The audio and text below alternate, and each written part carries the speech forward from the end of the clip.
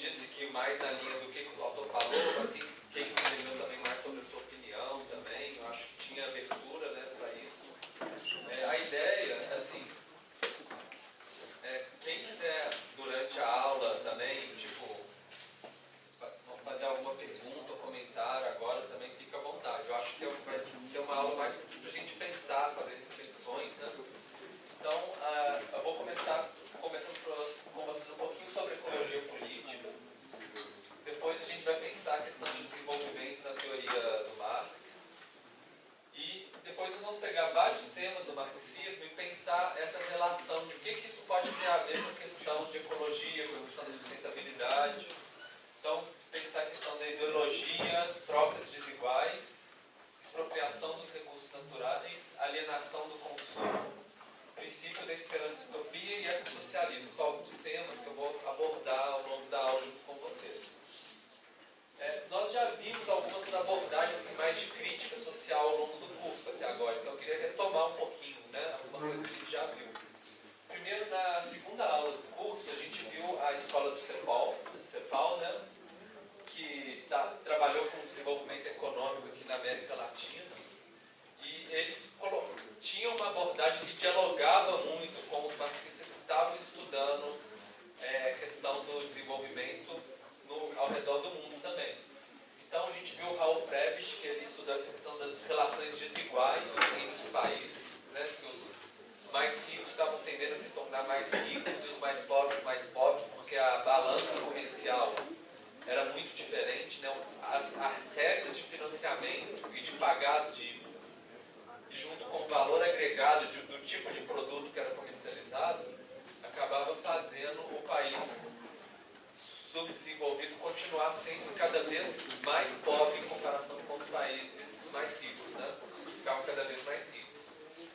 E o Celso Furtado, que no caso aqui, mais aqui no Brasil, ele tem um pensamento, né, bem denso também.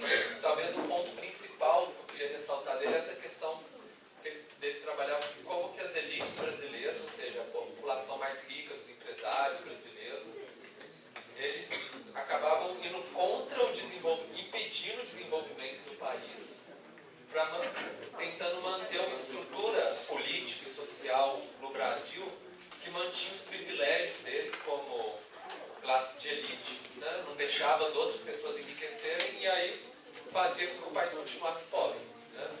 Ou contribuía para que o país não se desenvolvesse como ele poderia. Nós vimos depois um texto sobre a crise ambiental global, a questão do dumping ambiental, que também é relevante para o nosso tempo que a gente vai tratar hoje, né? Como que certos impactos ambientais acabam sendo direcionados para os países em desenvolvimento, seja como resíduos, seja como atividades produtivas poluidoras também. E depois nós vimos essa questão do dumping ambiental dentro da teoria da economia ecológica, pensando na questão da entropia, né?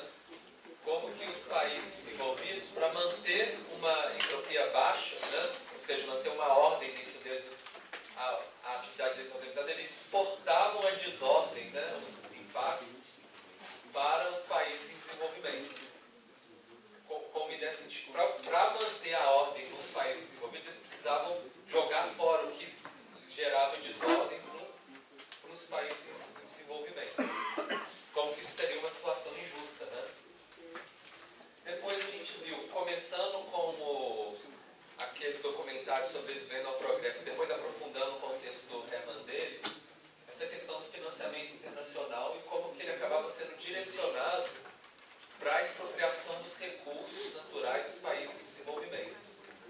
Que quem estava financiando, no caso o Banco Mundial, o Fundo Monetário Internacional, sabia que os países não teriam como pagar a dívida, e aí colocavam sempre como proposição, não, você pode vender a sua floresta, você pode instalar uma mineração para vender os seus recursos naturais para fora, e apesar dessa dívida nunca acabar, ia acabando, ou continua acabando progressivamente os recursos naturais dos países em desenvolvimento. Que é aquela questão de cavar buracos, né? Cada vez pegar os recursos e levar para fora. E no texto do Herman Daly,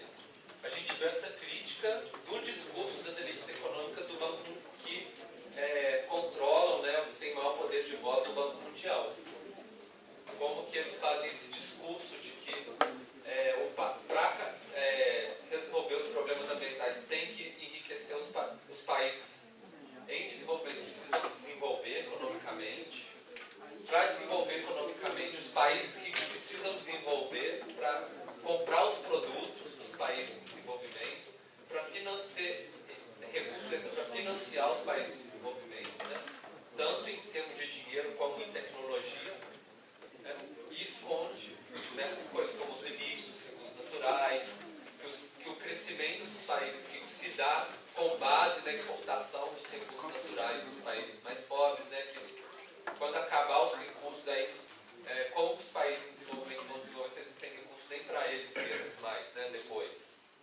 Então, esse é um panorama. Eu pesquei algumas partes que a gente já viu ao longo da disciplina, e que aí agora a gente vai aprofundar um pouco mais nesse espírito, né, de crítica social também, que vem junto com o marxismo.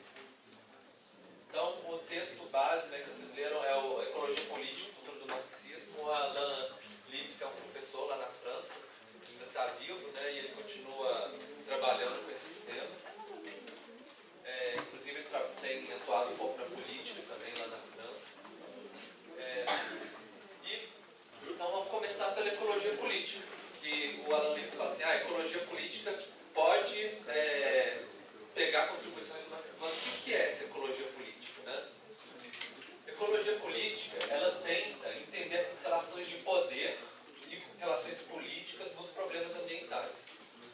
Pensando que os problemas ambientais não seriam simplesmente uma questão tecnológica para ser resolvida ou uma gestão eficiente, mas que tem relações de pessoas que têm mais poder, pessoas que têm menos poder, e que exercem esse poder nas relações políticas também. Ou seja, nas eleições, nas decisões de financiamento público, geração de políticas públicas, né? E eles trabalham muito com essa questão de que os problemas ambientais locais, eles têm relação com relações políticas em escalas mais amplas, seja relações políticas em escala nacional, em escala internacional. Então eles trabalham muito assim com casos aplicados, ou seja, um conflito, um problema ambiental que está acontecendo, e pensando assim, qual que é a relação desse problema com questões mais amplas, né, relacionadas a essas relações políticas e ambientais de poder. E está muito relacionado aos conflitos.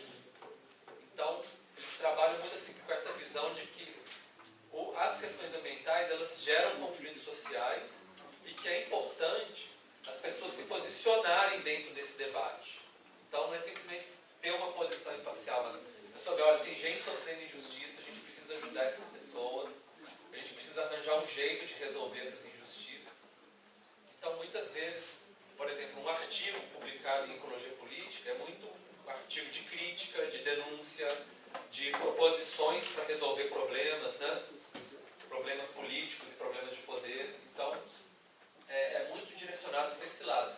Talvez assim, tenha menos uma metodologia, uma abordagem teórica que une todos os pesquisadores, todas as pessoas que estão discutindo ecologia política, e tem mais a ver com essa atitude engajada, né, que a gente vai falar aí, de ver os problemas ambientais e se importar com eles, se importar com as pessoas que estão sofrendo por causa dos problemas ambientais.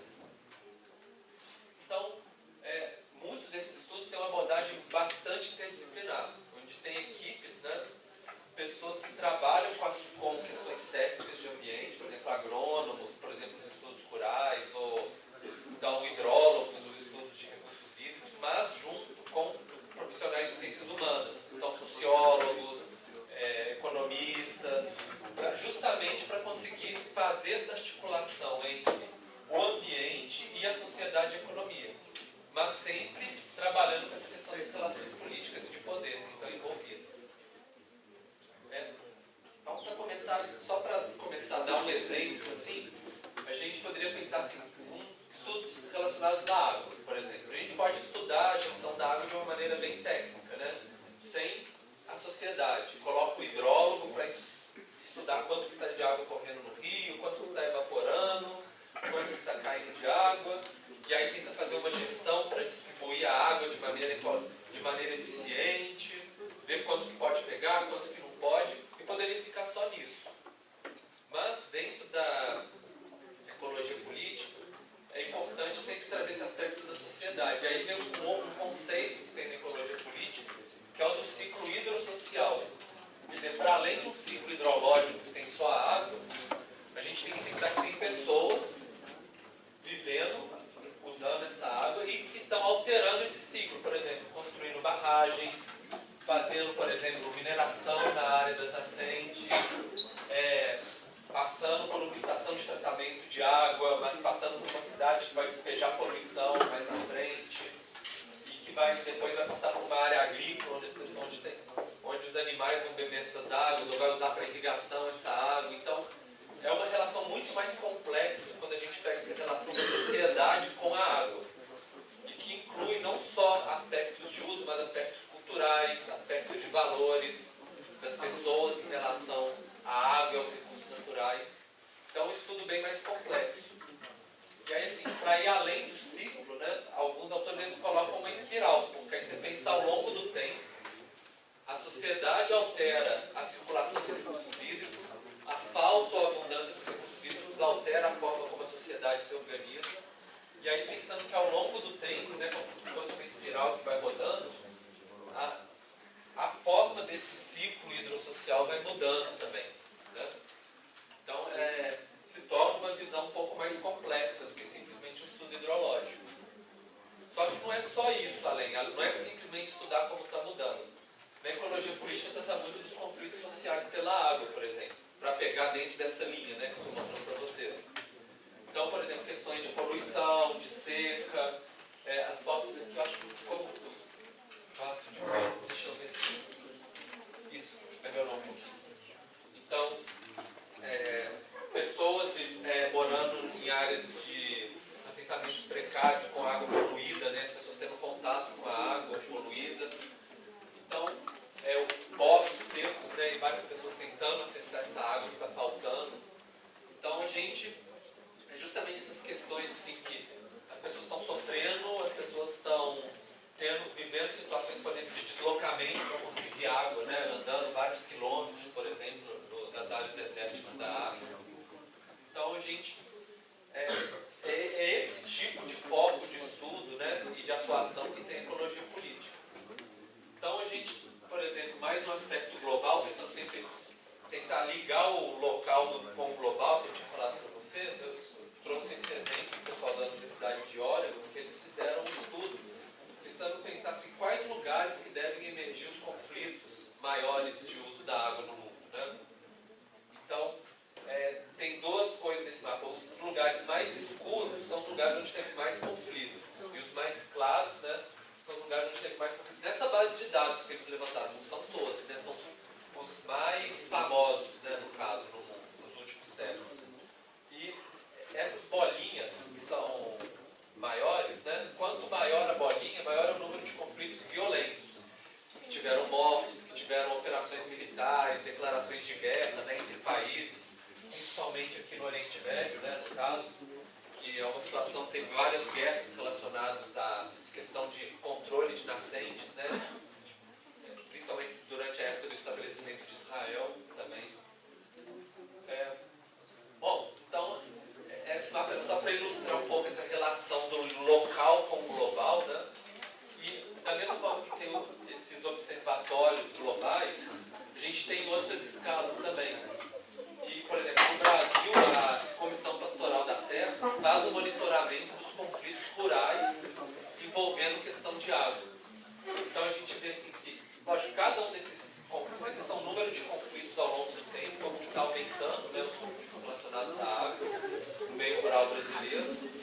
E para cada um deles, assim, a Comissão Pastoral vê quem são os contatos que está acontecendo esse conflito, se teve assassinato, quantas pessoas estão envolvidas, e tenta fazer uma atuação, né, para ajudar essas pessoas que estão envolvidas nesses conflitos e têm relações desiguais de poder também. Então, muitas vezes, a população pobre, ribeirinha, né, que mora na margem dos rios, pode estar sendo expropriada por causa de uma empresa de celulose, por exemplo, que vai se instalar no local. Então, caso típico, ou então instalação de uma hidrelétrica que vai ter que retirar uma grande população. Então, são casos típicos de conflitos, né? E a gente tem, dentro dessa linha da ecologia política, tem aqui no Brasil o mapa de conflitos ambientais e de saúde, né? De justiça ambiental e saúde no Brasil, que alguns pesquisadores da Fiocruz mantêm. E aí eles colocam esse foco que a justiça ambiental está muito relacionada à saúde, porque se o ambiente não está bom, as pessoas ficam com a saúde debilitada. E, então, entrando, né, navegando no mapa, dá para ver o que está acontecendo em diversos desses conflitos no Brasil, que estão sempre sendo atualizados, como se fosse uma plataforma colaborativa. informativa, né? As pessoas trocam informações. E a gente tem, então eu mostrei no mundo, no Brasil, e tem também esse Atlas Mundial. Da mesma forma que funciona esse do Brasil, tem um Atlas, o Environmental Justice Atlas, que é uma plataforma que as pessoas também colocam as informações. Eu estava olhando na semana passada, estava o da Vale, né? Aqui no cantinho. As pessoas estavam compartilhando o que está acontecendo com a questão da barragem, né, de Brumadinho, que estourou. Então, é um lugar de troca de informações e muitas universidades no mundo têm esses grupos relacionados à questão de estudos ambientais e de ecologia política que alimentam informações nessas plataformas.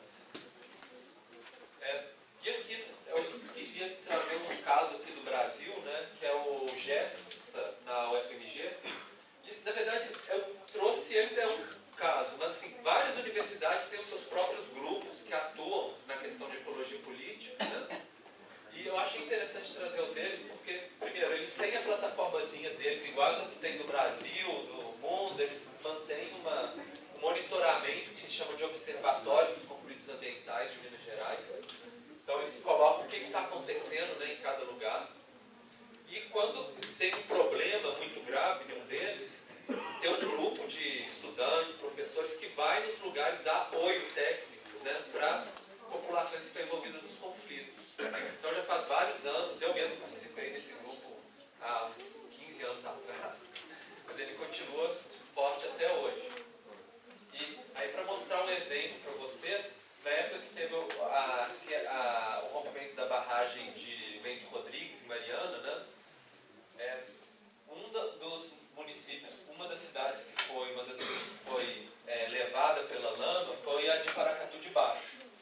E aí, quando aconteceu isso, foi o pessoal do GESTA lá atender a população, fazer um mapeamento, um cadastramento das pessoas e depois explicar para elas os direitos que ela tem na questão do direito ambiental, como que eles poderiam se mobilizar, quais são os riscos que estavam envolvidos. E é muito comum, e disso é lógico, surgem as pesquisas, eles publicam artigos, né? A pesquisa está muito ligada à atuação em prol dessas comunidades afetadas pelos impactos ambientais. E aqui é uma foto, né, do que sobrou da vila, né, que a lama levou tudo, matou muita gente lá. E, bom, e tem alguns estudos que estão sendo feitos que mostram que aqui no Brasil, os licenciamentos ambientais, onde tem um grupo, por exemplo, de universidade ou de uma ONG, que dá apoio técnico para a comunidade atingida, essa comunidade ela consegue assegurar muito mais os seus direitos do que quando tem uma comunidade que ela acaba sofrendo sozinha. Porque é muito difícil para uma comunidade, por exemplo, mais pobre, ela conseguir entender o linguajar técnico das políticas públicas, do direito também, né, na hora de requerer os seus direitos. E além disso, essa questão que chama dos observatórios, de monitorar o que o governo está fazendo nos processos de licenciamento ambiental, de ver, por exemplo, se não está, por exemplo, deixando passar batido o impacto ambiental que o empreendedor não colocou no licenciamento ambiental, no estudo de impacto ambiental, por exemplo, né, é algo muito relevante que as universidades têm feito. Então é uma forma que a gente chama de extensão, mais da extensão universitária, né, e que trabalha bastante dentro desses movimentos de ecologia política. E tem vários eventos nas universidades. Só para trazer um exemplo aqui, no ano passado a gente teve várias atividades aqui na UFABC relacionado àquela proposta de implantar o centro logístico em Paranapiacaba, né? Então teve palestras, teve estudos, e os professores e alguns grupos de estudantes, né, atuaram nisso. Então, assim, eu dei um exemplo de Minas Gerais, mas aqui a gente está vendo isso também acontecendo em praticamente todos os meios acadêmicos também. E aí, inclusive, se fizeram um estudo e viram que, na verdade, o empreendedor ele não tinha posse, né, não tinha a propriedade do título da terra no local, que era algo que não se sabia até o momento, né, que foi descoberto nesses estudos, para mostrar assim, a importância da atuação acadêmica também. Bom, então, já falei um pouquinho para vocês de ecologia política. Agora vamos pensar a questão do desenvolvimento dentro do marxismo. Que o desenvolvimento é um dos temas, né, da nossa disciplina. Então, o Marx ele parte muito muito da ideia do Hegel, que é um filósofo, né? Que ele propôs essa ideia da evolução dialética, no caso. Só que o Hegel, como filósofo, ele era um filósofo idealista. Então ele estava preocupado como assim que as ideias humanas se transformaram ao longo do tempo, o que ele chama de filosofia do espírito, né? Como que o espírito humano foi se desenvolvendo ao longo do tempo. E a dialética, para ele, é muito assim, existe uma tese que seria assim, uma visão de mundo, uma proposição, ou a maneira como as pessoas se enxergam, uma cultura de uma sociedade. Aí vem uma antítese, que seria uma crítica, né? Um olhar alternativo a essa tese. E desse diálogo entre a antítese e a tese, vai ter uma síntese. Que no caso do Hegel, a síntese era melhor do que a tese, melhor do que a antítese. Com base, sim, nessa ideia positiva, né, de que o ser humano vai melhorando, as ideias humanas vão melhorando e tem um progresso ao longo do tempo. Então, assim, muito da visão que a gente tem hoje de progresso e de desenvolvimento, ela parte dessa filosofia do Hegel que a gente tem hoje. Essa ideia de que o ser humano estava indo do pior, antigamente, para um melhor que vai melhorando ao longo do tempo, né? Que a gente está evoluindo, né? E que depois, lógico, vai ter reflexões no Darwin também, né? E aí, não é simplesmente acontece uma vez. Dessa síntese, vai vir uma antítese que vai gerar uma outra síntese. E assim por diante ao longo da história, né? Vai sempre criando uma nova síntese, mais uma antítese, mais uma nova síntese. E assim seria a evolução do ser humano. O Marx, ele entra nessa ideia, mas com algumas diferenças. Só para falar, do menos perfeito para o mais perfeito, né, no caso. Mas o Marx, primeiro, ele estuda de uma maneira mais pé no chão. Então, o Hegel, ele era idealista, pensava nas ideias. O Marx, ele parte do que ele chama materialismo histórico, ou seja, ele parte da parte material, da produção, como que as pessoas sobrevivem, né? Como a pessoa vive no dia a dia. E ele pensa assim, aplicado ao sistema socioeconômico. A gente tem um sistema socioeconômico, uma maneira de produzir, de conviver na sociedade. Aí vem uma crítica aos problemas desse sistema socioeconômico. E a partir dessas críticas, que podem envolver brigas, guerras, revoluções, protestos, tomadas de poder, mudanças nos valores das pessoas, gera-se um novo sistema econômico. E aí, desse novo sistema econômico, vai gerar críticas, que vai gerar um novo, e assim por diante. Então, a gente vai, por exemplo, das comunidades primitivas,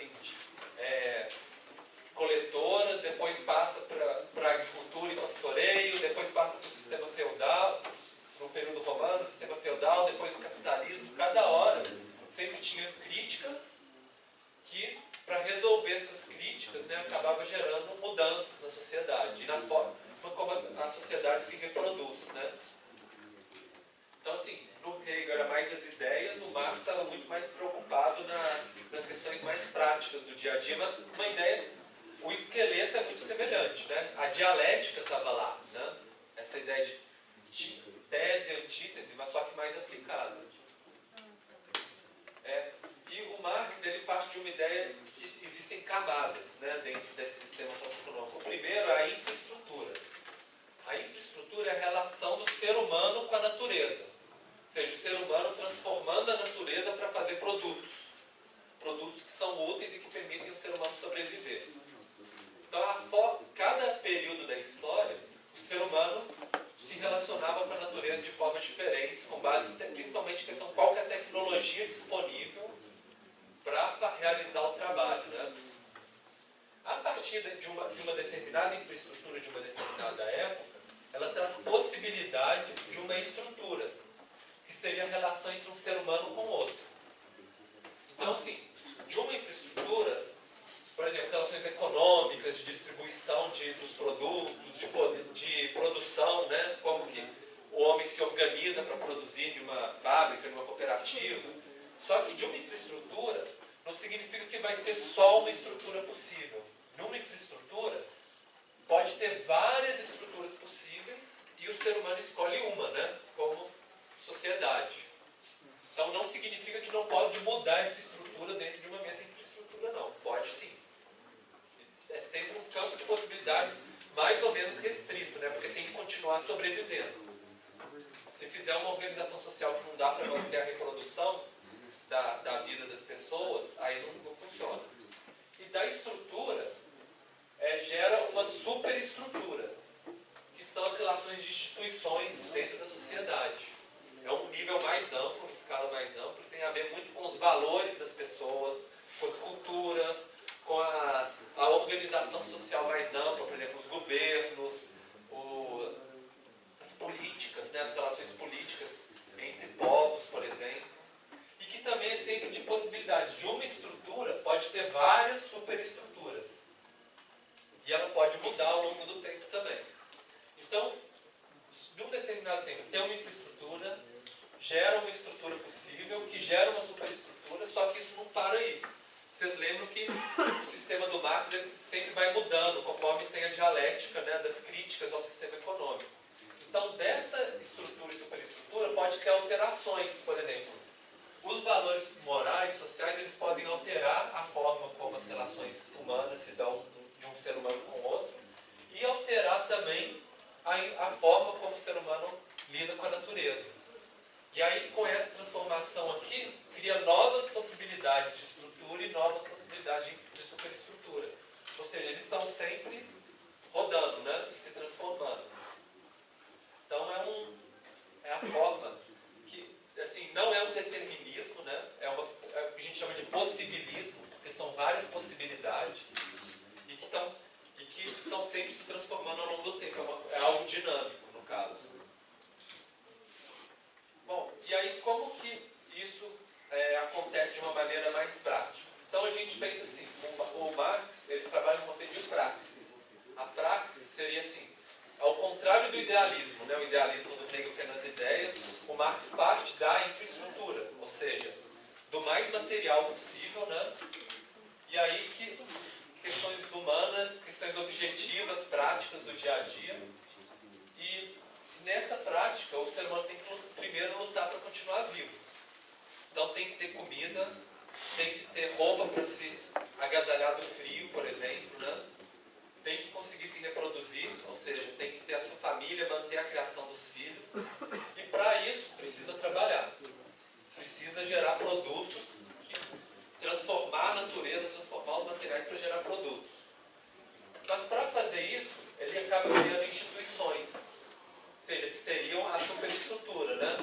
Então, a primeira é a família, que surgiu para o Marx, que é a divisão sexual do trabalho.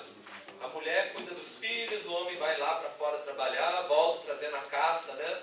Então, seria a mais primitiva. Depois vem a questão da divisão social do trabalho, principalmente com pastoreio e agricultura. Alguns vão cuidar das vacas, das cabras, outros vão plantar. Começa a ter uma sociedade mais complexa, né? Um começa a depender mais do outro, mas que todo mundo produz, mas cada um produz uma coisa diferente. O artesão produz algo que o pastor não produz, né? E a partir disso, que aí já vem a característica maior do capitalismo, é da distribuição social dos produtos de trabalho, que é uma parte que vai ficando mais relevante no capitalismo. Porque antes cada um produzia e trocava o material, né, que produziam uns com os outros. Com a questão dos comerciantes, ou da burguesia no caso, começa a ter uma distribuição social, ou seja, camadas mais abastadas da população conseguem captar mais recursos, acumular capital e acesso a produtos, e outras ganham menos. E isso também gera relações de poder desiguais. Então, o capitalismo entra muito nessa parte de cá, né, ao longo desse desenvolvimento progressivo. Bom, e aí a gente tem um grupo que tem mais poder, mais capital e mais acesso à produção e aos meios de produção, né, esses grupos sociais dominantes, e eles vão tentar criar valores para justificar isso para o restante da sociedade que trabalha para eles. A ideia que o Marx chama de ideologia, né, é justamente essa questão de tentar justificar, por exemplo, para os trabalhadores. Então, a classe dominante, ela tenta justificar para os trabalhadores, falar assim, olha, é importante que eu continue sendo classe dominante, é importante que a sociedade continue assim, por causa disso, daquilo, daquilo.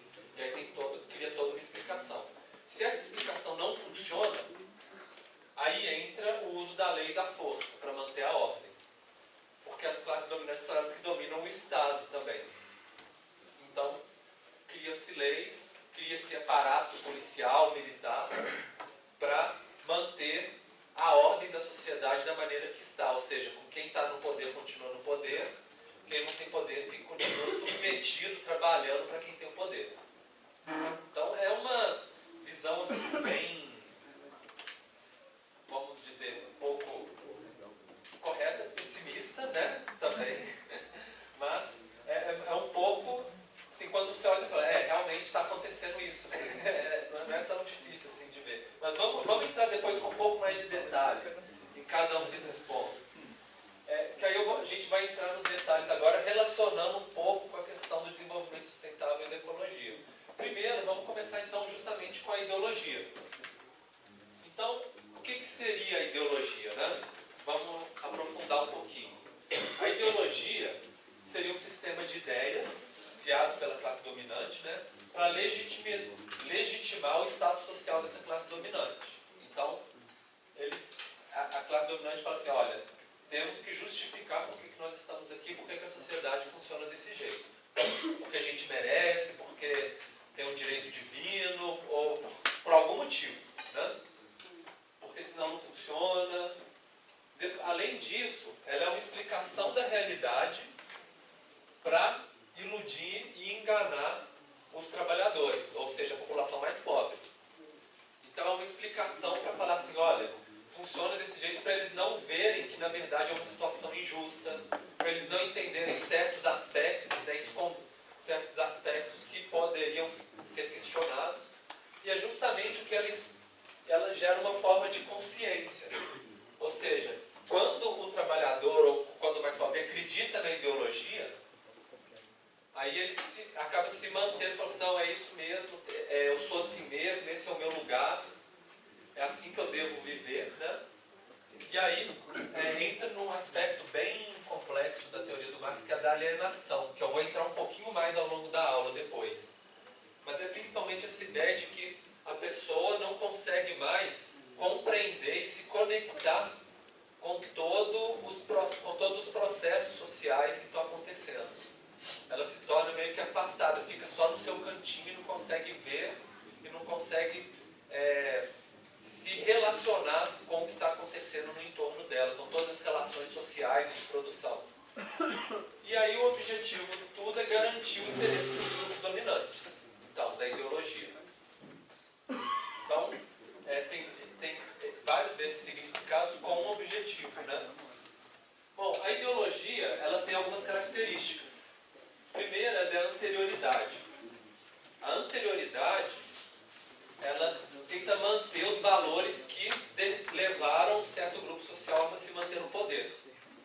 Então, esse grupo assim, é importante que os valores permaneçam como estão, né? Os valores tradicionais da família, os valores tradicionais da moral, sempre com um tipo de roupagem desse jeito. As leis, né, do passado se mantenham, mais ou menos nesse esquema.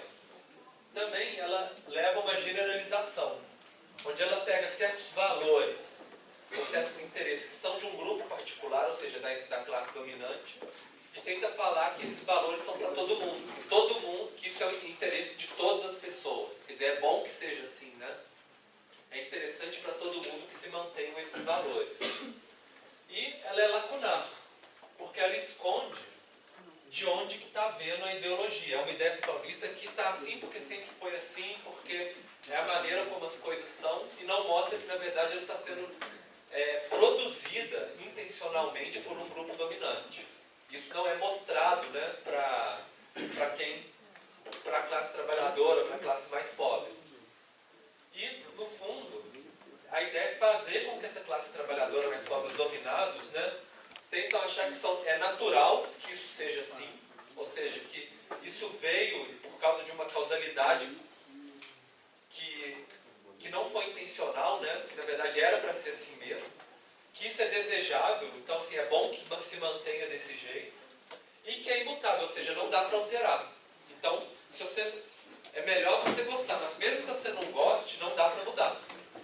Então vai ter que ser assim. Bom, isso assim veio a partir da teoria do Marx, né, e depois desenvolvido por toda uma corrente de estudo do marxismo. E aí grande estudioso disso foi o Louis Althusser, um pesquisador francês. Ele estudou o que ele chama de instrumentos ideológicos da superestrutura. Como que essa ideologia é difundida na sociedade?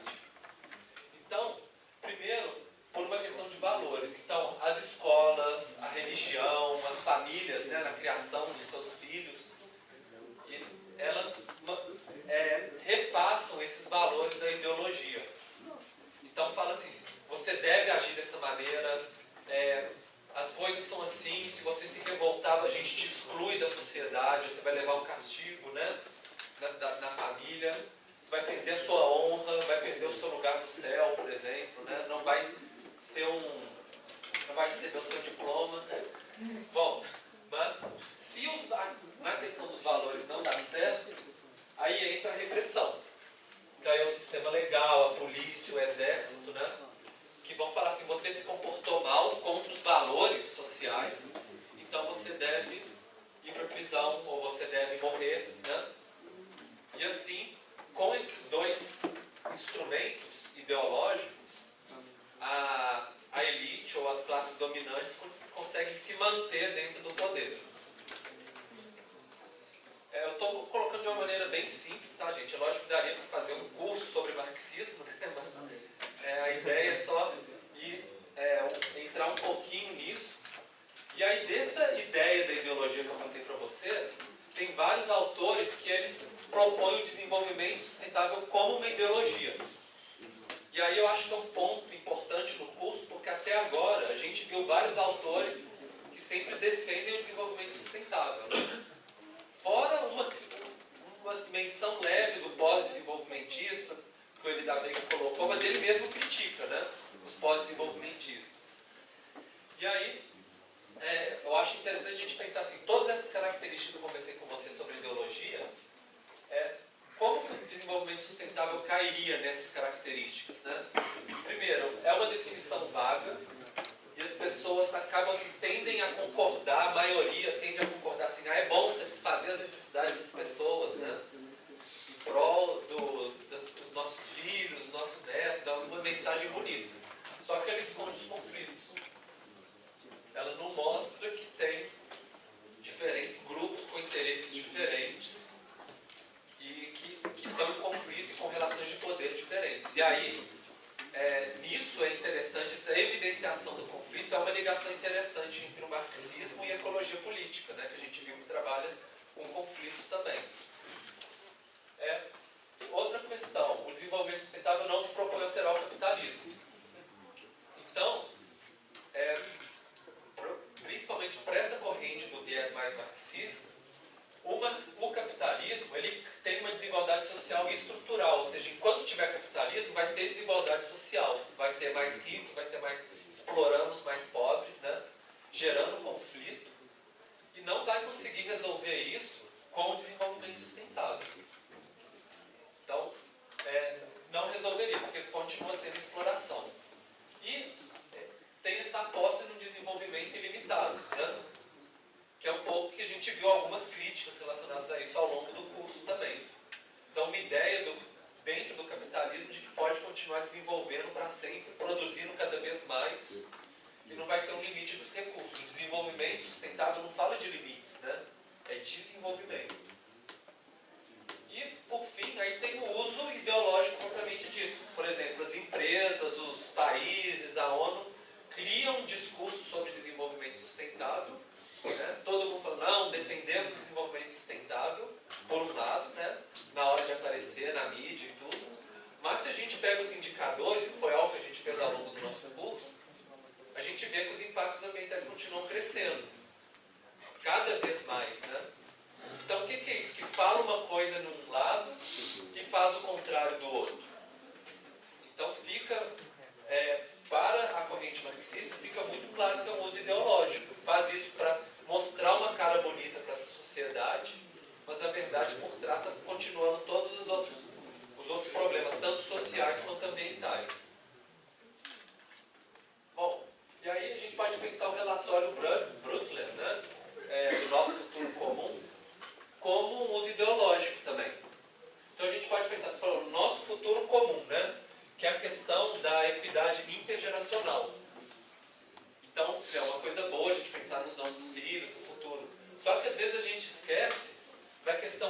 intergeracional, que não fica explícita, né, dentro dessa frase. Ou seja, a gente está falando do futuro, mas o nosso presente comum já está cheio de desigualdade. E já tem várias pessoas que não têm acesso a um ambiente de qualidade, que não têm acesso às suas necessidades. Então, quando falo do nosso futuro comum, é aquela questão, olha para o futuro, mas não olha para o seu presente. Então, tira o foco dos problemas que a gente já tem hoje para pensar, para falar só para o futuro, como assim, os nossos filhos são os filhos de todo mundo, né? Ou são os filhos só das pessoas mais ricas. Se a gente não consegue resolver a desigualdade hoje, no presente, como é que a gente vai resolver os problemas no futuro? Se a gente não consegue resolver os problemas ambientais atuais, como é que a gente vai resolver no futuro? Então, você joga para frente em vez de ver os problemas que a gente tem hoje. Bom, e outro tema, então a gente viu essa questão da ideologia, um outro tema também que é bastante estudado na corrente marxista é o de trocas desiguais. O Marx ele já trouxe essa ideia das trocas desiguais com a ideia da troca desigual socioeconômica. Então é assim, a gente tem um conceito de mais-valia, né, que é que a partir da exploração dos trabalhadores, o empresário ele retira o lucro. Ou seja, uma parte do que o trabalhador produziria que poderia ser para o próprio trabalhador, o empresário pega para ele, né, o que seria o excedente da produção. E aí, a gente pensa isso na fábrica, mas a gente pode pensar numa questão internacional. Os países centrais se enriquecem com os países periféricos. Quase como uma analogia, né, entre o chefe da fábrica e os trabalhadores, aí os países ricos, que são os chefes da economia, explorando os países mais pobres, né, que tem que trabalhar para eles. E aí tem todo o mecanismo de como fazer o país mais pobre trabalhar para o mais rico, através da dívida, né, através de vários outros mecanismos. E muito nessa ideia de que quem é mais poderoso define as regras de troca e define trocas mais vantajosas para continuar cada vez mais poderoso. Então, o que a gente viu com o Raul Prebisch, né, no CEPAL, no início do curso, que cria uma regra que fica sempre mais vantajoso para quem é mais rico, porque eles dominam e ditam as regras. Por exemplo, na OMC, na ONU, né, os países desenvolvidos têm muito mais voz do que os países mais pobres. E aí a gente pode fazer uma extensão dessa troca socioeconômica desigual, o que a gente chama de troca desigual ecoeconômica, que foi o Elmar Altbacher que trouxe, né, ela, que é uma ideia assim, da mesma forma que essa relação é desigual no termo de capital e de questões socioeconômicas, também tem a questão dos impactos ambientais. Então, assim, a gente tem as externalidades que a gente já viu, né, que é essa questão dos impactos ambientais que não estão no preço, que são escondidos, invisíveis, né, para a economia. E aí, esses impactos ambientais invisíveis, de uma maneira velada, elas são direcionadas tanto para as pessoas mais pobres quanto para os países mais pobres. Então, as comunidades mais pobres vão para as áreas mais poluídas, vão para as áreas piores, as indústrias poluidoras vão para os países mais pobres, assim por diante, né? A gente viu isso. E isso está muito ligado com a questão das trocas desiguais, porque quem é mais poderoso, ou seja, os países mais ricos, eles definem um sistema de trocas para que ocorra isso intencionalmente, mas de uma maneira velada, ideológica, né? E um pouco essa ideia assim, de que as externalidades elas são estratégias do capitalista para lucrar mais. Ou seja, eu lucro mais, eu extraio o benefício para mim e deixo o impacto ambiental para a população mais pobre, ou para os países mais pobres, né? A gente meio que já viu isso ao longo do curso, mas eu acho que é interessante a gente pensar isso dentro da perspectiva da abordagem marxista, né? E aí, esses problemas da troca desigual, ela vai gerando conflitos, desigualdades, problemas, as pessoas vão ficando descontentes com isso. E aí, um pouco assim, para alguns autores, cria essa possibilidade da dialética, né? Ou seja, as pessoas começam a criticar, a se revoltar contra isso. E aí faz pressão sobre o governo e as empresas, falando assim, olha, nós queremos que mude isso.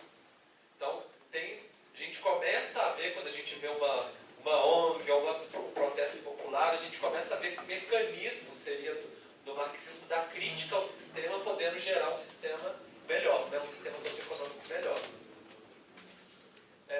E aí, para trazer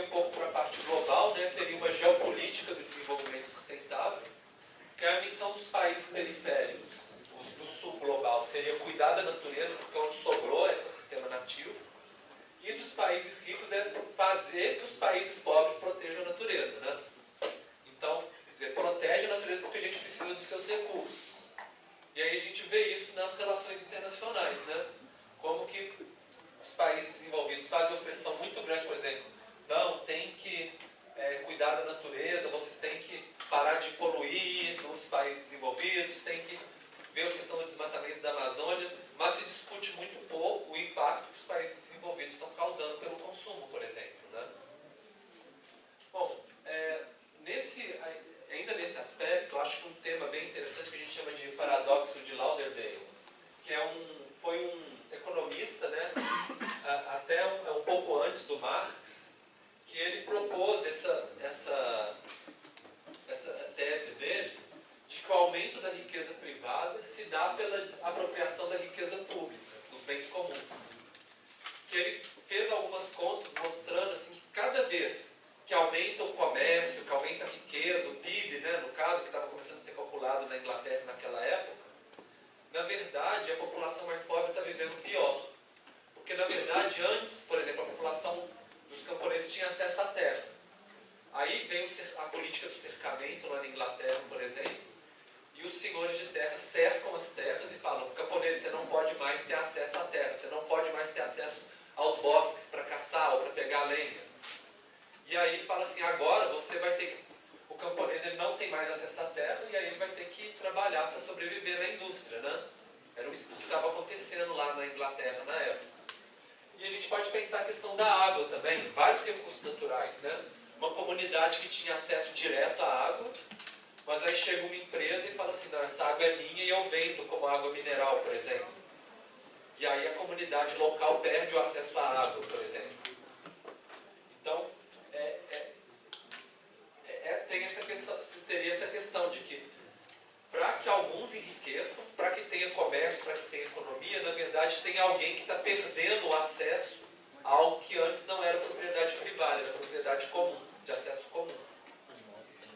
Então, isso, gente, na verdade, é um viés, né, mais crítico. Existem outras visões divergentes a essa. Por exemplo, que a apropriação pela economia dos recursos naturais faz eles serem usados de forma mais eficiente, por exemplo, mas isso não é uma visão marxista. A visão mais conciliada com a visão marxista que a gente está vendo na aula de hoje é mais ou menos nesse sentido, e é a que eu achei importante trazer para vocês, porque é a que traz motivação para várias lutas sociais que ocorrem no mundo hoje, de comunidades que estão sendo expropriadas do acesso aos recursos naturais, por acordos do governo de desapropriação dessas comunidades, de proibir o acesso que elas tinham antes, né? E aí esse tipo de raciocínio é muito utilizado. Dessa tese do paradoxo de Lauderdale veio uma outra teoria que chama de geração da escassez artificial, que é mais ou menos nesse caminho. Por exemplo, antes a população tinha acesso livre aos recursos naturais. Depois, a elite ela se apropria e restringe o acesso da população como um todo a esse recurso. Então, antes a população conseguia sobreviver tranquilamente, com acesso ao recurso. Agora não tem mais. E aí ela precisa trabalhar para a elite, para ter acesso aos recursos que antes ela tinha de graça. Então, antes o que ela conseguia viver e plantar e conseguir por ela mesma, agora ela precisa trabalhar para ter uma renda, para conseguir ter acesso ao recurso. Isso seria uma estratégia do capitalismo, né, de colocar a população para trabalhar para as elites. Que é um pouco essa, que a escassez artificial, quer dizer, quanto menos acesso aos recursos a população tiver, mais ela vai ter que se esforçar para trabalhar e para conseguir o dinheiro para não morrer de fome, por exemplo, né? Então, seria um pouco essa geração da escassez artificial. Para dar um exemplo aqui no Brasil, que normalmente a gente aprende, inclusive, né, no ensino médio, por exemplo, teve a questão da lei de terras e da lei áurea, onde teve a lei áurea que aboliu a escravidão, mas antes de abolir a escravidão, fez a lei de terras que proibia, né, no caso, proibia tanto os escravos quanto os imigrantes de ocupar terras no Brasil.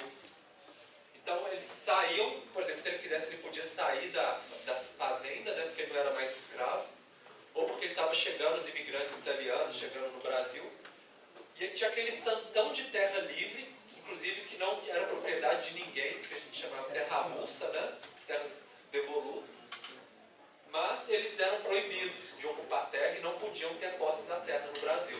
Por quê? Porque tinha que direcionar eles para trabalhar para os fazendeiros. Então, se não tivesse essa lei, saía todo mundo fazendo a sua própria fazendinha, né?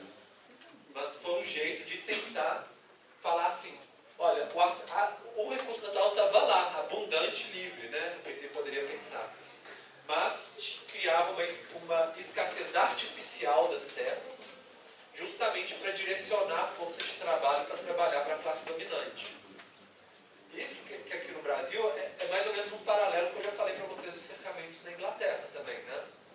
Que expulsava os camponeses das áreas de campo, e aí para eles não morrerem de fome eles tinham que trabalhar nas fábricas. Bom, essa geração de escassez artificial, essa teoria, eu mostrei para vocês essa aplicação relacionada aos recursos naturais, mas ela também é utilizada de uma maneira mais ampla.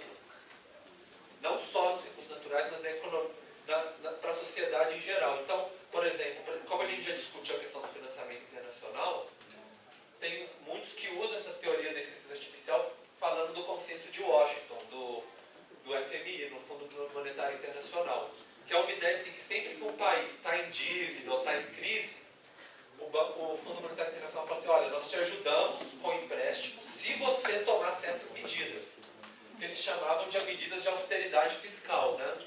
E que, a maioria das vezes, implicavam em cortes na educação, na saúde, nas políticas de assistência social. Falando assim, não, isso são gastos, que o país está tendo muito gasto, precisa cortar, e a gente viu, está vivenciando isso desde dessa crise que a gente teve em 2015, né? Esse tipo de pressão relacionada a isso.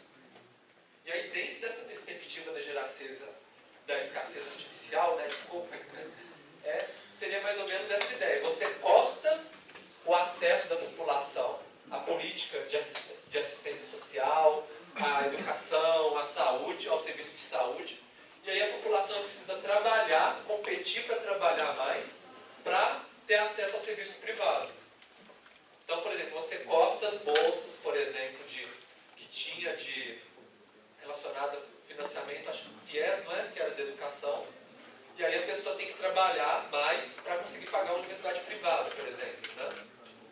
E aí, com isso, a ideia que está por trás, né, dessa medida de austeridade é o seguinte: quando você corta os benefícios que a população tinha, ela vai ter que trabalhar mais para conseguir, para não morrer, né?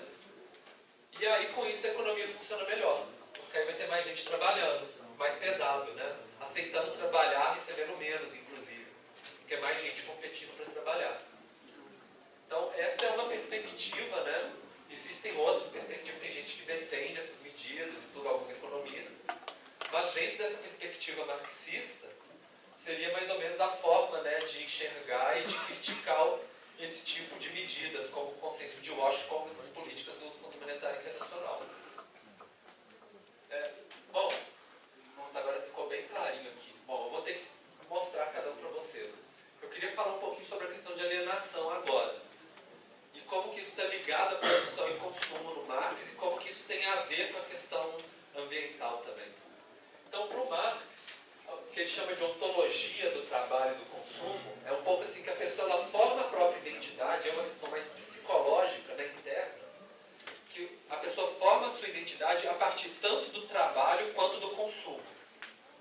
Então, a forma que a pessoa trabalha, a forma que a pessoa consome, vai influenciar o que a pessoa pensa que ela é ela mesma, a noção que a pessoa tem de si mesma. E aí, por exemplo, ele começa partindo, por exemplo, da história do camponês. O camponês, ele trabalha no campo, né, para produzir o seu próprio alimento, ou os seus produtos que ele vai utilizar, a sua roupa, por exemplo, a sua casa. Com o seu trabalho, gerando o seu próprio produto, ele consome esse produto, e aí com isso ele fica satisfeito pelo trabalho que ele fez. Então ele fecha um ciclo, né? Ele trabalhou, esforçou, conseguiu um produto, consumiu, né? E esse ciclo de produzir e de consumir faz com que porque ele tem uma noção do esforço dele, do que ele conseguiu, e a vida faz sentido para ele. Seria mais ou menos essa ideia, né? Como um camponês, ele se enxerga como um camponês. No capitalismo, aí entra o que a gente chama de alienação. Primeiro, que já não é o camponês, é o operário na fábrica, e ele vai trabalhar não para produzir o que ele vai consumir. Ele vai trabalhar para receber um salário do capitalista, né, do dono da fábrica. E aí entra o que a gente chama de trabalho alienado, porque ele não está feliz em trabalhar, porque é aquela coisa, nossa, que trabalho chato, eu estou trabalhando só por causa do dinheiro que eu preciso receber no final do mês. O trabalho para de fazer sentido para a pessoa. Além do trabalho alienado, né, no caso, que aí já é o problema do trabalhador, cria a mercadoria, que vai ser vendida, né? Essa mercadoria aí é o que o Marx chama de fetiche da mercadoria, que é o marketing, né? A versão mais moderna desse nome, que é a ideia de falar várias coisas boas da mercadoria. Olha, isso vai resolver os seus problemas, vai te dar um status social e tudo, mas ocultar o que tem para trás, que gerou essa mercadoria, ou seja, a exploração do trabalhador, pessoa que sofreu, que se esforçou para fazer esse trabalho, e a degradação da natureza também. Ou seja, nenhuma empresa vai fazer propaganda do impacto ambiental do seu produto, né? E aí, por causa desse fetiche da mercadoria, esse bloqueio que não deixa o consumidor ver o que aconteceu para trás, vai gerar o que a gente chama de consumo alienado. Ou seja, a pessoa consome sem se conectar com o que aconteceu para trás. Ela simplesmente consome e aí ela tem uma satisfação momentânea, superficial, porque ela satisfez o desejo naquele momento, a fome, ou a vontade de ter um certo prazer, de um certo tipo de diversão, só que não traz aquela satisfação mais profunda que o camponês tinha quando ele consome um produto que ele mesmo produziu, né? Não fecha o ciclo do esforço humano de trabalhar para conseguir produzir. Tipo, aparece uma mercadoria mágica do nada, a pessoa consome na hora e não traz nenhuma satisfação. E aí a pessoa o que ela procura consumir mais para que esse prazer momentâneo se continue. Então é interessante a gente pensar assim, são dois mecanismos de alienação, um mecanismo duplo, e que esconde tanto a relação do capital com o trabalho, ou seja, os conflitos, quanto do ser humano com a natureza também. Então fica escondido do consumidor todos os problemas que estão sendo gerados em relações sociais e em relação ao ambiente também. Bom, dentro desse aspecto do consumo, tem uma corrente com a escola de Frankfurt, tem vários pensadores de linha marxista, que eles também aprofundaram nesse conceito da alienação. Então, por exemplo, antes da Revolução Industrial, quando Marx estava escrevendo, a maioria da produção de massa era de bens materiais, ou seja, era a fábrica gerando produtos, né? Camisa de linho, borracha, máquinas, né? Ferro. Mas, posteriormente, ao longo do século XX, entra a indústria cultural de massa. Ou seja, vai ter uma indústria que vai gerar bens padronizados, mas que não são materiais. Eles são serviços culturais, né? É a música, é o jornal, é a televisão, é a cultura de massa de uma maneira geral, né? Mas que vai seguir mais ou menos a mesma lógica da produção industrial. E aí tudo que se fala da alienação relacionada aos bens materiais também poderia se aplicar, tudo isso que a gente viu aqui, né, do bem material, a gente poderia aplicar para os bens culturais da indústria de massa também. E mais ainda, né, porque aí entra o uso da indústria cultural para manipulação, porque como você está trabalhando com ideias, não está mais trabalhando com bem material, aí você pode, a pessoa comprando o produto, ela também acaba adquirindo também a ideologia capitalista que está embutida nesse serviço. Ou seja, nos valores que estão sendo passados nesse produto. E a pessoa fala, eu quero, né? Eu quero essa ideologia para mim, eu quero esses valores, esses serviços culturais. Então aumenta a alienação, porque ela se torna mais profunda do que na questão material, e evita a reflexão e a revolta dos trabalhadores. Porque aí, quando a pessoa terminou o trabalho, já está cansada, ela não vai vai se reunir para discutir política, ela vai assistir televisão, né? Ela vai ouvir música, mas ela não vai se revoltar contra o problema, ela vai se anestesiar com os serviços culturais, que estão vendendo a ideologia para a pessoa também. Então é uma situação bem complexa, né? A gente está vendo. Bom, e mudando um pouco o tópico, eu queria trabalhar um pouco na questão do princípio da esperança, porque o Alan Leeds, ele trouxe isso no texto um pouco. Tem um trechinho lá que ele trouxe, eu achei interessante de trazer para vocês. Quem trabalhou muito com isso foi um pesquisador da linha marxista, que foi o Ernest Bloch, e ele pegou um pouco do Marx e um pouco do Freud também, no caso. Porque o Freud, ele analisava os sonhos das pessoas, fez uma teoria, né? Analisar os sonhos das pessoas quando elas estão dormindo, né? Aí o Ernest Bloch falou, então, e os sonhos que as pessoas sonham quando elas estão acordadas? Por exemplo, aquele momento que você fica imaginando, nossa, como que seria uma sociedade ideal e tudo, né? Então, ele tentou aplicar a teoria do Freud, mas nesses sonhos que a gente tem, assim, quando a gente está desperto, né? No caso. Bom, e aí seriam esses sonhos diurnas, utopias, que a gente poderia chamar, né? E aí essa questão, vamos imaginar um mundo melhor. E ele falava assim, isso é bom, porque a gente explora assim, quais são os melhores valores humanos, né? Quando a gente está pensando como que seria um mundo ideal, né? E também ele vai ter reflexo na arte, na música, no cinema, na literatura. Então, o Ernest Bloch, ele analisava muito as obras culturais, né? Para ver assim, o que as pessoas estão colocando como um futuro, como uma utopia, né? De uma sociedade melhor.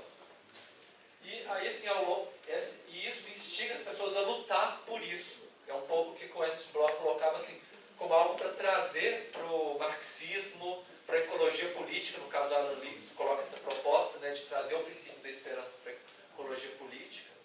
Por exemplo, e aí a gente pode pensar ao longo da história, por exemplo, o paraíso para a religião cristã, católica, né, seria uma utopia. Ou seja, as descrições que existiam, o paraíso vai ser desse jeito, desse outro jeito, reflete os valores das pessoas de como que eles consideram que seria uma sociedade ideal.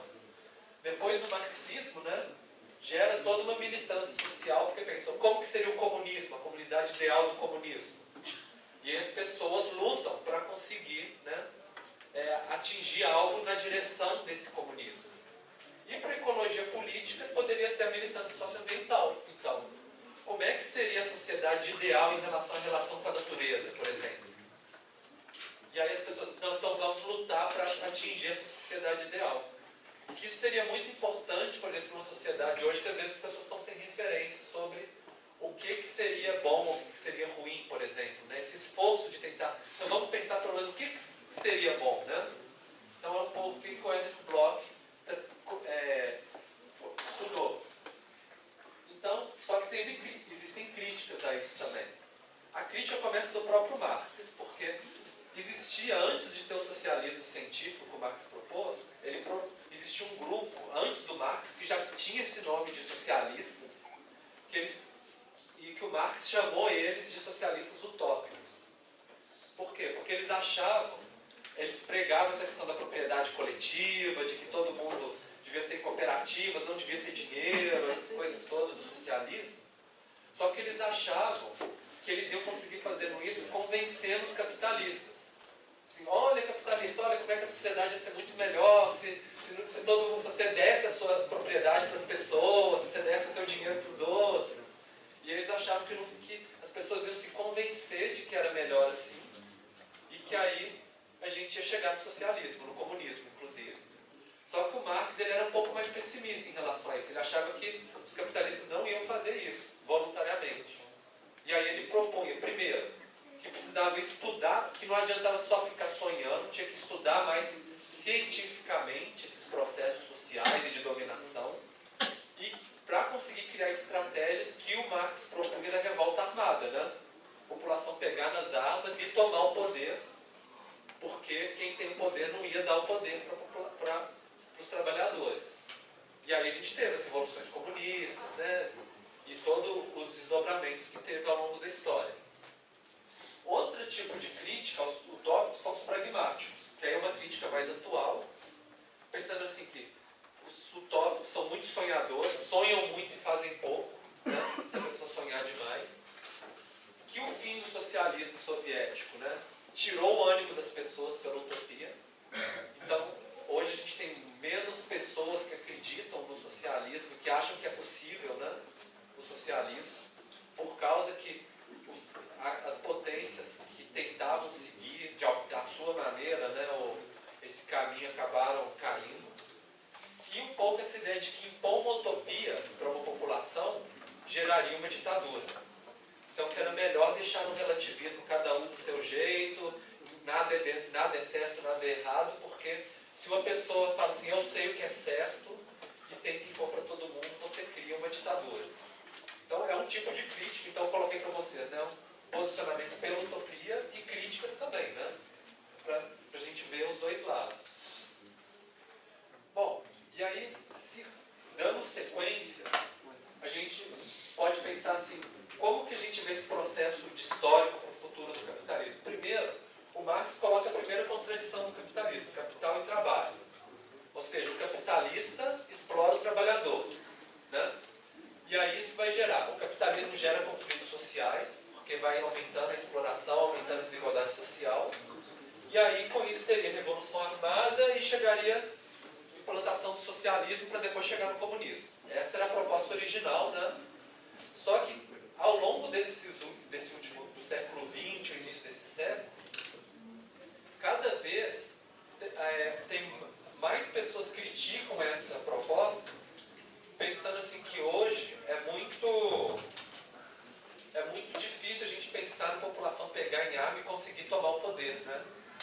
Pensa em poucos lugares do mundo, a gente vê, por exemplo, uma população se dispondo realmente a tentar tomar o poder. E aí muitas pessoas acham assim, isso parece que não está acontecendo. E aí tem vários autores que tentam achar por quê, né? Porque o poder ideológico melhorou, porque o Estado está fazendo uma regulação da interação do capitalista com os trabalhadores para gerenciar os conflitos, cada um segue uma linha. Mas a gente vê assim, que cada vez menos, né, a gente tem, principalmente dentro da academia, professores ou acadêmicos, ou pensadores, ou estudantes, puxando a bandeira da Revolução Armada nos países, né? Mas aí a gente pode pensar numa outra renovação, e aí a gente entra no marxismo ecológico, que pensa a segunda contradição, que é a do capital e natureza. Que a natureza é a condição de produção, né? Então, se a gente pensar assim, além das desigualdades sociais que vão crescendo, o capitalismo, conforme ele se desenvolve, ele vai acabar com a natureza, acabar com os recursos naturais, vai poluir cada vez mais. E aí, a gente vai gerar outros tipos de conflito. Então, seria uma atualização do pensamento do Marx, que assim, já existia, o Marx colocou uma coisinha ou outra, mas não era o foco naquele período histórico, né?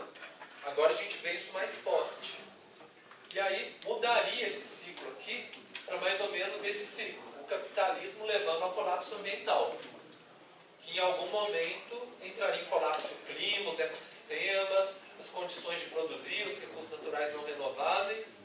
E aí, com isso, se depois que entrasse em colapso, se a gente não extinguisse como espécie, né, a gente teria que pensar uma sociedade que não repetisse esse erro. E aí entraria o socialismo ecológico. Seria uma atualização do socialismo. Assim, alguns acham que realmente assim, é uma visão um pouco pessimista, mas assim, que realmente a gente vai ter um colapso de qualquer jeito. Em algum momento no futuro, o capitalismo em si ele não conseguirá resolver, né, esse manejo dos impactos ambientais, porque vai produzir cada vez mais sem limite.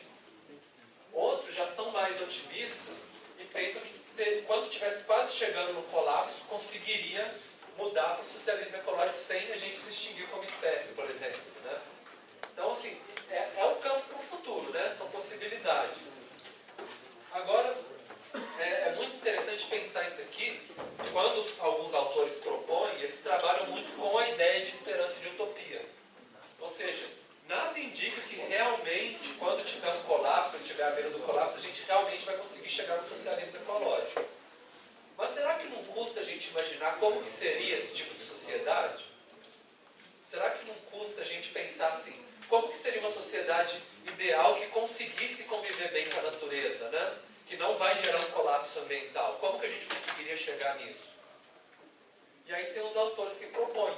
Um dos principais do mundo é um brasileiro, o Michael, né, Lowy, que ele nasceu no Brasil, depois ele foi expatriado, né, na época da ditadura para a França, e ele é um professor famoso lá na França.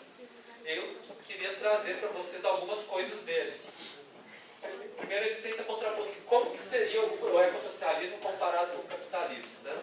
Primeira coisa, a propriedade do meio de produção teria que ser coletiva pública. Isso é a base do socialismo, né? Então, quer dizer, as fábricas vão ser das cooperativas, ou vai ser do Estado, ou em vários níveis, né, de governo, desde o municipal, estadual, nacional ou global, governo global, alguma coisa assim. Além disso, a esfera de decisão de produção não vai ser mais a empresa. Então não é uma empresa que quer ganhar lucro. É um planejamento democrático, que pode ser tanto representativo quanto direto.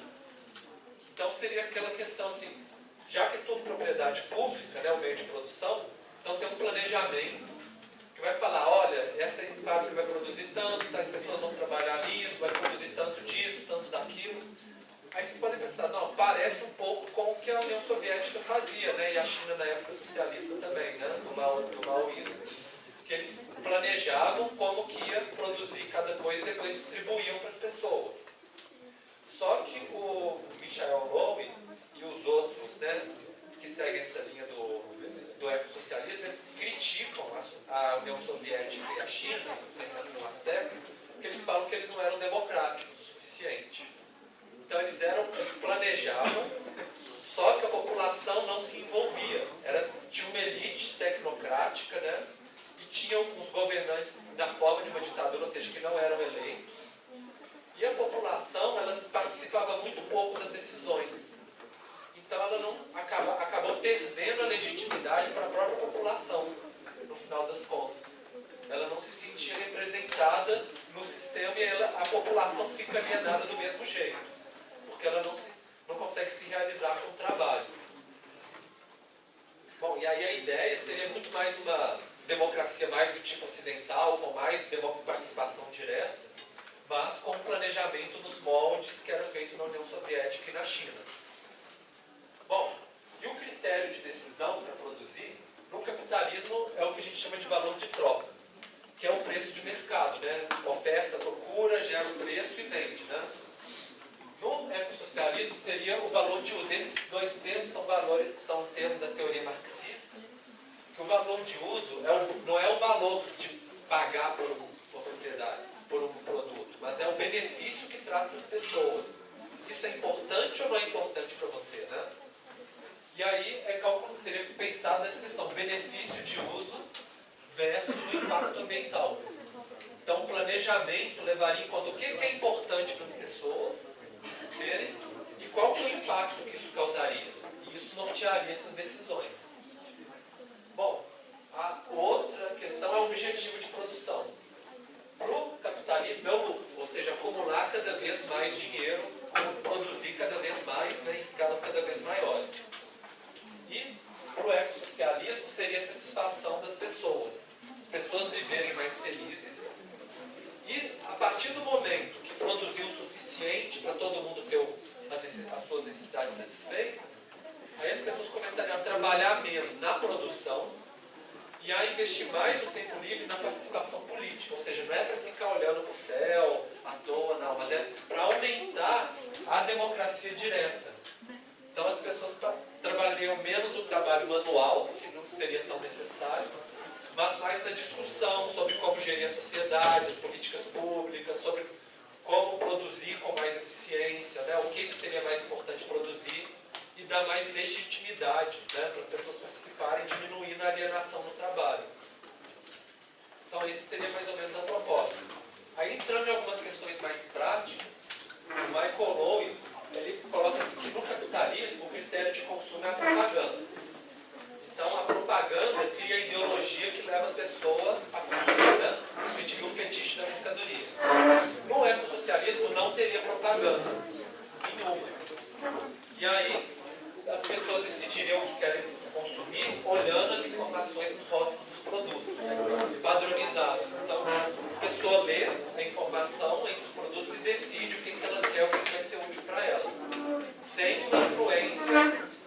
mentirosa, né, do marketing. E mais uma outra coisa, assim, entrando mais alguns exemplos práticos, é o transporte. O capitalismo tem o predomínio de carros privados e no ecossocialismo seria o predomínio do transporte coletivo público, né? Que seria menos impacto na natureza e menos privado, né, mais público, né, no caso, e gratuito, assim, o máximo gratuito possível, né, e gerando menos impacto. Bom, a gente ainda tem mais 20 minutos de aula. Eu queria colocar uma última atividade para vocês fazerem. Hoje não, professor. Vamos lá, 10 minutos então para vocês fazerem. E é essa você mais uma atividade para vocês fazerem agora baseada na sequência da aula. Então, gente, olha, rapidinho, vamos fazer um pouquinho de silêncio só. Então é para vocês pensarem como que seria daqui a 100 anos a relação sociedade-natureza, pensando nessas reflexões que a gente teve, né? Pensando na infraestrutura, ou seja, as tecnologias de produção, a estrutura, que é o sistema econômico, e a superestrutura, que é a organização social. E aí, assim, vocês podem colocar a opinião de vocês não precisam colocar uma opinião. Se vocês concordam com o marxismo, vocês podem, inclusive, a gente viu várias linhas. Pode ser mais utópico, pode ser mais pragmático, pode ser mais pessimista, otimista, né? É mais para vocês colocarem o posicionamento de vocês, tá? Para vocês, o que vocês conseguem refletir a partir desses assuntos que a gente conversou agora durante essa aula.